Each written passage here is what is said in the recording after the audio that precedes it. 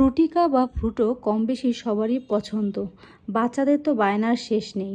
চলুন তৈরি করা যাক ঘরে থাকা মাত্র 2টি উপকরণ দিয়ে 100% দোকানের মতো ফ্রুটো বা ফ্রুটিকা। প্রথমে আমি একটি পাত্রে নিয়ে নিলাম 1 কাপ পাকা আম আর হাফ কাপ কাঁচা আম দিয়ে আমি 1 কাপ পানি দিয়ে এটাকে চুলায় বসিয়ে দিয়ে সিদ্ধ করে নেব। ফ্রুটিকার অথেন্টিক ফ্লেভার আনার জন্য আপনাকে অবশ্যই এখানে কাঁচা আম ব্যবহার করতে হবে। এটাকে আমি সিদ্ধ করে একটা স্ট্রেনারে দিয়ে এটাকে ছেঁকে নেব। ছেঁকে নেওয়ার পর অন্য একটি পাত্রে আমি দিয়ে দিলাম হাফ কাপ চিনি, হাফ কাপ পানি দিয়ে আমি একটা সুগার সিরাপ তৈরি করে নিলাম।